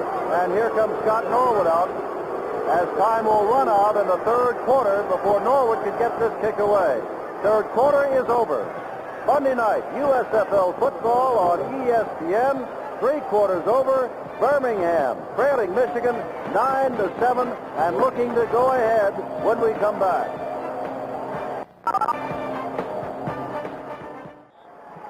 Scott Norwood looking at James Madison from 27 yards out with lane to hold. Will try to put Birmingham ahead by 1 at 10-9. His first kick in the USFL. 27 yards out. Norwood kick. It is no good. It is no good. The rookie, under pressure, having to wait the 2-minute pause between the third and fourth quarters, moves to the other end of the field and does not do it. They don't get the field goal. Michigan leads by 2. In the world, you're a hero or a heel. There's a kicking tee. That's lane holding. And Norwood just hooks this ball. First of all, those strings should have been forward, straight ahead. That will put a little bit of hook on the ball. But Norwood just flat hooked the football. And I'll tell you, when you come off like this, Jim, and you go to the sideline, no one talks to you. Robert Woods, 9-year veteran out of Tennessee State, is the man that's hurt, and they're holding on to that right knee. And he is the reason why they've been running to the left side all the time, because he is a veteran that can do some blocking. But on that play, a missed field goal, Woods comes out with that knee. Reminder that Paul and I are going on to the Rams, I should say the ex-Rams Stadium, Los Angeles, the Coliseum, where now the Express hold forth. And they held forth yesterday beautifully under Tom Ramsey. The visiting team, the Washington Federals, our usual start time, live on Monday night throughout the season, 9 p.m. Eastern, 6 p.m. Pacific time. 20-yard line, Michigan's got the ball and still a 2-point lead. 15 seconds or 4 seconds into the fourth quarter. And the up man is not going to go anywhere. That's Mike Hagan. Now, that'll bring up, see that great defensive play, Paul McGuire. Wandering down was 3rd and 12 at the other end of the field, while Collier did not throw the ball on 3rd and long and simply sent Talton running into the line. There is first of all, he has a tendency to force the ball. The second thing that Raleigh does, you take the ball and you keep it that long. There's the stats after 3 quarters. But you take the ball that long and you keep it. You want to come away with 3, and you still could be ahead. And the other thing I'll get to right after this play.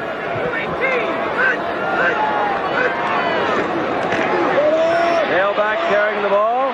Ellis gets away from some more tacklers and picks up about 7 or 8 yards. The other thing is that they've held Michigan to 4 field goal attempts. They made 3 out of them, and they were 49, 49, 49, and 50. So they're playing solid defense. Now, if they would have gotten ahead by 1, they feel their defense is doing a great job, and they can hold Michigan. However, they did not count on from 27 yards out, Norwood missing. Very costly thing because Woods go out. But did you see the 2 guys that went out to help him off? Talton and Gant. They know how important he is. 3rd down, 1.5 yards. And I don't know if Ellis is going to get it. He tries to get across it. He may have made it. McPherson was trying to hold him up. Tony Ellis really put on some second effort as he got to the 30-yard line. And if the ball got there, that means that it is a first down. A reminder that Paul and I, toward the end of the game, will be, he did not get there. Talking about the Menon MVP, and he did not get there by just that much, the length of the foot of the official. You know why he didn't get there? Because when he was down, then he moved the ball over the 30-yard line. Had he done it on the way down, they would have marked the ball a first down. David Greenwood to kick the ball away. And Mighty Michael Kincaid, number 80, 5'4", is deep. I don't think Greenwood could see him down there, do you? Oh, he dropped the football. Greenwood. He kicks the ball away. He does get it away. What a tremendous play by Greenwood. It'll roll inside the 40-yard line. An all-American play. Not good to drop the ball, but with men about to tackle him, he nudged the ball away.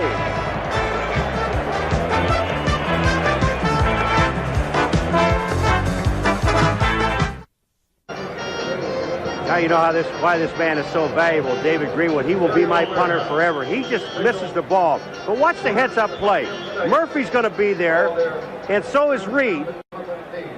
And he gets the ball. He just whips it around sideways or around the defenders and gets the ball away and kicks the ball about 40 yards. First down 10 from the 38-yard line for Birmingham. They've been dominant lately here in this ball game. They seem to come alive as they have to run. Look out, Collier! Greenwood blitzing. Collier attempted the pass. Buddy Adelette has taken over for Robert Woods at left tackle, and Mark Battaglia, the rookie out of Penn State, has moved to the left guard spot ahead of Adelette as a result of the injury to the knee of Woods. David Greenwood is lined up on the tight end on the outside. They have double tight end. You see Collier, he faked to Talton and had his back to Greenwood. Never saw him coming. Nobody picked up on the other side. There is no back there to block the safety. And a sack. 9-7, Michigan. Fourth quarter. Lots of time left. Collier hands to Gant, and Gant picks up some good yardage across the 30 out near the 34-yard line with Ray Bentley hanging on. David Greenwood was a top pick and signee of the Michigan Panthers, and a man that they wanted from a territory, and they had to do some bargaining and come up with some big bucks for. They got Anthony Carter. Another thing you've got to do is you've got to let Collier throw the football. Second down and long, he has not been throwing the ball. They have not let him throw the football. They've been going with a double tight end.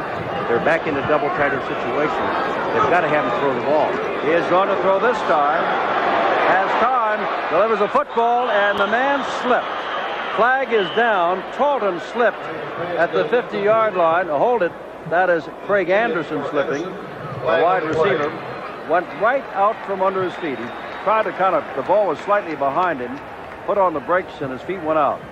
And now it is going to be a personal foul. It certainly is.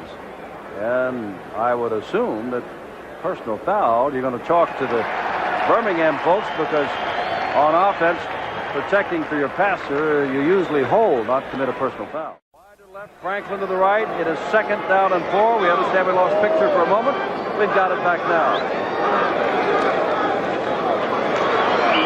Not going anywhere is Ken Talton. Tackled by Ray Bentley. Again, we understand we lost a play or two.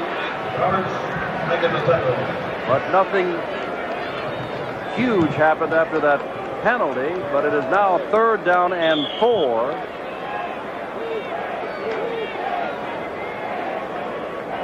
$10:45 left in the game.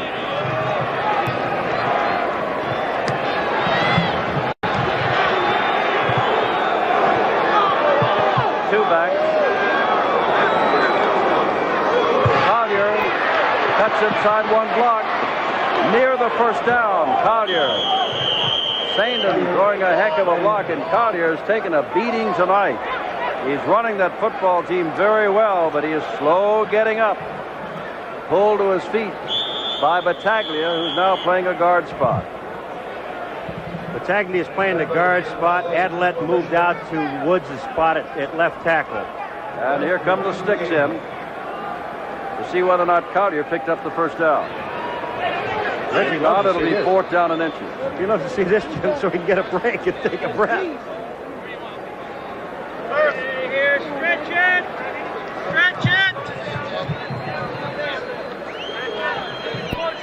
Come on down there. Tom Banks is stepping on the line. He won't let him stretch it. They didn't make it. They didn't make it. That much. Now, ball almost at the 41. The crowd here wants Ronnie Dosh to go for it, and obviously he's going for it. He's ready to send in the play. That's not a kicker. That's a play coming in from the sideline. With a tight end, Mike Hearn. Another tight end. Darrell Mason checks back in. Two wide receivers come out. Inches to go. I think if he would have punted this football, they would have booed him right out of the stadium. You've got to go for it. And the man that should carry the ball is Collier. Just tap Banks and go. There's no big decision here. But I'll be wrong, because they'll probably give the ball to Gant. Whatever. Birmingham, I think, is getting increasingly confident of its defense. This is not a big gamble, but there's still 10 minutes to go.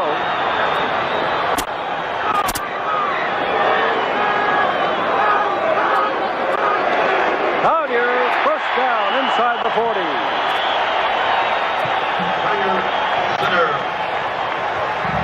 Clock running, 9:45 left in the game.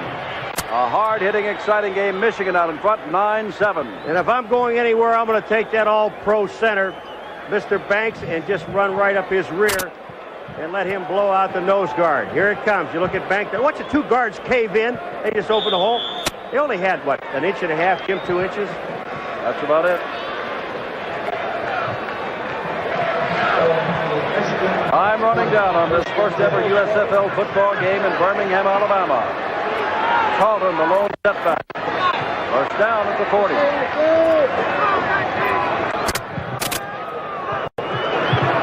Talton, little delay there. Talton, 5 yards, 7 yards, 8 yards, down to the 32. Ripped up by Wes Roberts and David Greenwood. You know what makes this play work? Watch him, he stopped, but watch Talton's legs. Just keep an eye on his legs. Watch the drive in his legs. They do not stop. His legs are turning and moving. He's got his knees up, and he picks up an extra 3 yards. Outstanding run by Talton. Second-year man out of Cornell. Played for Bob Blackman up there, who recently retired.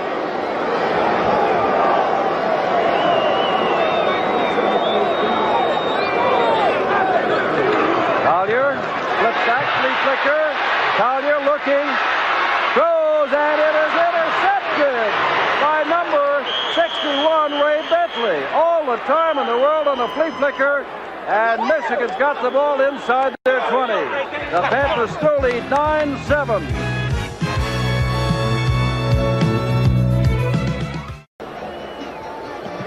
The flea flicker, the fullback Talton back to Reggie Collier, and he should have eaten the ball. There's John Corker back there, number 57.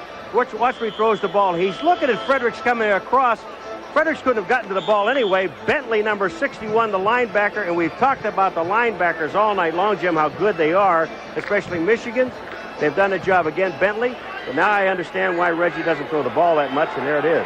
6 of 15 and 3 interceptions. Look at this set, this I formation, with Ellis right on the back of the fullback. Hagan, who takes the football and gets out near the 25-yard line. Ellis set up almost a half a foot behind Hagan. Not a foot or a yard, but almost bending over his back. The clock is clicked below the 8-minute mark in this 9-7 game. Michigan leading. Fourth quarter. Collier is certainly going to be called on to lead them some more before this game is over. And now the defense for Birmingham must do what it's been doing all night. Shut down the Panthers. Hebert hands to Ellis, and there's a good play at the line of scrimmage, and Ellis only gets a yard or 2. Ellis at left guard. Third down, and about 2.5. Let's go, D! Paul, have you got any ideas for the Menon MVP? If you do, keep them to yourself, but we've got to pick one before this game is over. I think it's going to, you've got to look basically towards defense. That's one thing I want to say about this game. You look at a 9-7 football game, you say, well, there's not that much scoring. You're looking at tremendous defense tonight on both sides of the field.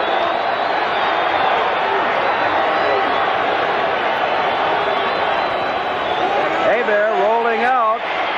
Throws the football, has his man, the big tight end, Mike Cobb, and that's the first down, tackled by Frank Reed, the veteran from the Atlanta Falcons.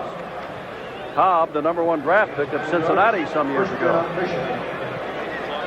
First down, they spot the ball across the 35 at the 36. Little rollout, little play action, rollout pass. And you're going to see Hebert. He'll find Cobb, the big man in the middle. #1 draft choice in Cincinnati. Catches the ball, gets the first down. Good play. McLean wide to the left. Derek Holloway to the right.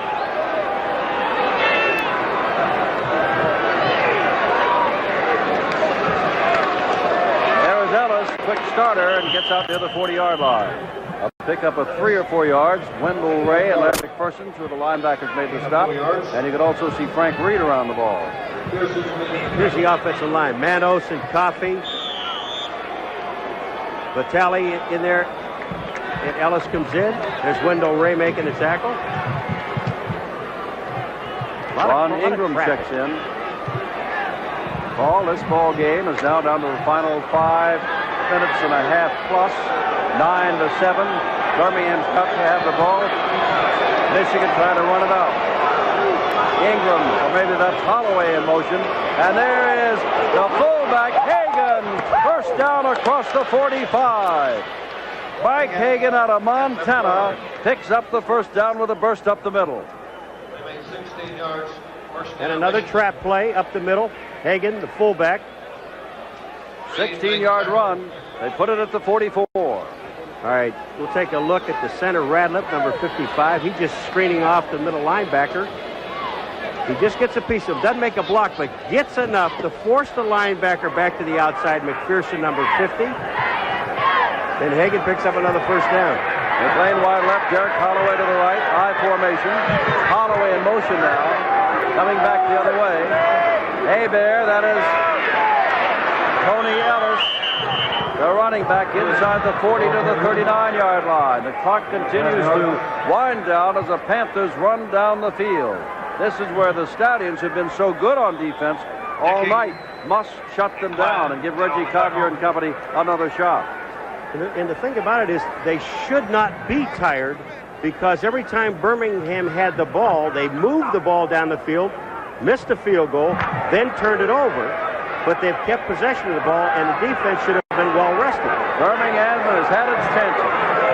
2nd and 5. There's the fullback. That is Hagan. Now near a first down at the 35-yard line. Charles Martin is over there, along with Mike Murphy, the linebacker. Now we're below the 4-minute mark. Clock is running, and the Panthers very wisely taking their time. Remember, they do not stop the clock to move the sticks until the final 2 minutes. So time is running off the clock. It'll be 3rd down and a yard to go. Michigan needs at least one more first down to get into Bajovic's range, but they are ahead 9-7. 2 tight ends. Tailback Ellis, he's got the first down to the 30-yard line. Tony Ellis having an outstanding night. The rookie out of Michigan State gets down to the 30. 5 yards. First down. Now some of these 38,000-plus fans are figuring this ball game is winding down, and some are going for the exits. All right, here's Tony Ellis. He's just following his fullback up into the line of scrimmage. Radliff has got the nose tackle. Charles Martin just head up, contains him so he can't slide down the line of scrimmage, and Ellis picks up the first down. There's the situation on the scoreboard. Yell if you're a Stallion fan, and they have been yelling plenty tonight. Tony Ellis, 70 yards. One outstanding run when he broke 3 or 4 tackles. There he goes again. A hole that closes down in a hurry. Closed down by the linebacker, Larry McPherson. Now they can let it run down to the 2-minute mark if they wish. It's amazing, Jim, when you look at it from up here, you see that hole open up. Now watch how quick it closes. Number 50, McPherson, is there. Ellis gets to the outside. He's got a lot of running room. The linebacker is there to make the stop. Stallions have to do something, Paul, or hope for something. And, of course, Hebert's not putting the ball up in the air with the clock in his favor. Now, as we said, they're letting it run down to the 2-minute mark. Why not? Let it go away. Here is the whistle blowing. 2 minutes to go. Panthers have the football on the 29-yard line of Birmingham and also have the lead 9-7. Stallions have had chances, and that big missed field goal. Paul and I were looking over. One of the outstanding players on defense tonight has been Ray Bentley, an inside linebacker of Michigan. And another man, of course, has been Novo Bajovic of Michigan, who's kicked those 3 49-yard field goals. Both of them last fall were rookies playing for that powerhouse Central Michigan. And I don't mean to put down Central Michigan, but it hardly goes along with, in terms of national recognition, the University of Michigan, even though Central Michigan has been a power in its own division. There's Novo Bajovic. He's had a dandy time tonight. 3 49-yarders. He missed at 50 yards. And it is his 3 field goals. And to the Panthers, 9 points. 2 minutes to go. 2nd down and 9 to go for Michigan.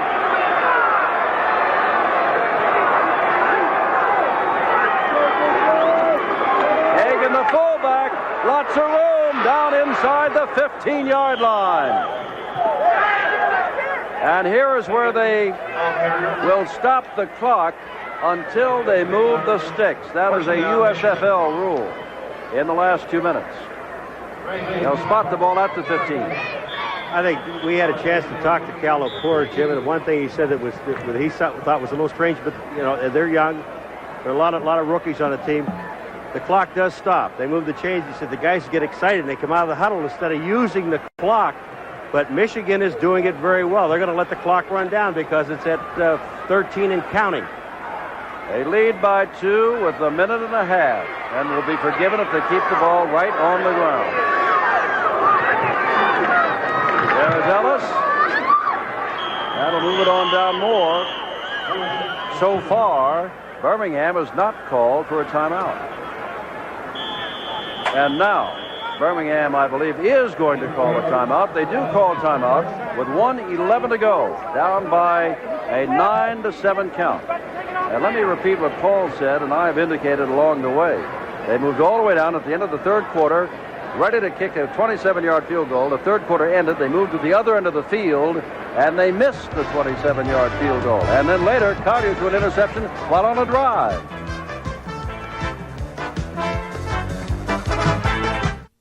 Back at Legion Field, Birmingham, Alabama. The ball game is winding down. 1:11 to go. 9-7 Michigan. There is Novo Bajovic of Central Michigan. 3 49-yarders for all 9 points thus far. He is our men and most valuable player. He doesn't know it yet, but he will have $1,000 to give to a school of his choice, which I would imagine would be Central Michigan, but it is his choice. Congratulations to Bajovic. 2nd down and 7. There is Hagan, the fullback. Hagan down inside the 5-yard line. May have another first down. Hagan. Murphy made this tackle there. The clock is running, so apparently he does not have the first down, or else he would stop it while they move. And now time is called again by Birmingham, hoping for that miracle. 55 seconds, 95 yards away from a score of their own, but the Panthers only 5 yards away from a score that would put it out of reach. Well, it could be out of reach now for the simple reason that Birmingham only has 1 timeout. And they're still, if they get the first down here, they only have about 6 or 7 inches to go for a first down. Then they will have 5 downs, actually, to move the ball in and run off the 55 seconds. And one thing I'd like to bring up at this point is about Michigan's offensive line. It has taken them a long time, Jim, to get it in gear. And we know, and not making excuses, but we do know that the defense is always much further ahead than the offense is. And it's taken Jim Stanley's offensive line a little while to get together, but in this fourth quarter, and in this drive in particular, they have really done a great job. That's the offensive team there, all the way over on the sideline, huddling with their coaches, and now they all come back out again. Remember, Michigan next Saturday is at Tampa Bay. Will come home on Saturday the 19th, their first home game at the Silverdome against Oakland. And Birmingham, an apparent loser tonight, next Sunday is at Oakland. And then we'll be back here, and Paul and I will be back here 2 weeks from tonight to play the Philadelphia Stars. I think one thing they did, they took them over there on the side and I said, now if you get the first down, remember the clock is going to stop. So just take your time, stay in the huddle, and run the time off the clock. And there's Hebert carrying the ball. He's got the first down. Now they stop the clock at 51. And soon as they don't have to move those sticks too far, because they don't have to set them up. It's 1st and goal to go. And so Birmingham will burn its final timeout. Well, they're gonna. You blinked your eyes at me. I'll ask you why when we come back to Legion Field, Birmingham, Alabama. Good crowd tonight, watching a good game, but their team is losing by 2 points.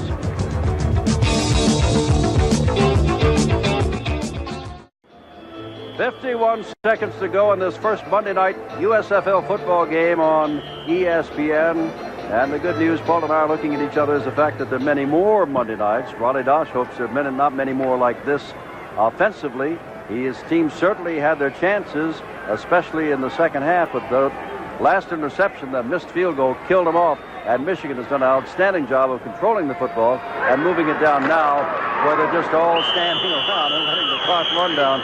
Everybody moving around, and I don't know if they'll throw a flag there or not, or just let them get up and do the same thing all over again. But it looked like some folks had jumped offside, but they'll let that clock run down. You notice one thing about Bajovic, though, you see him standing there, you see that little blue thing hanging out of his shirt sleeve, that's a sweat jacket. You don't see too many guys wearing those.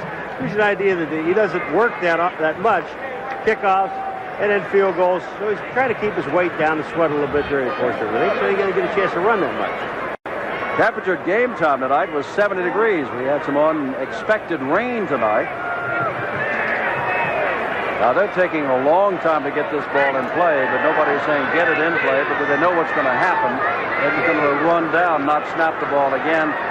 Hebert winds down. Monday Night Football. The USFL's introduction to Birmingham, Alabama is over. Their team has lost by the score of 9-7 in a game that could have been won. But a 27-yard field goal went awry, and the game goes to the Panthers.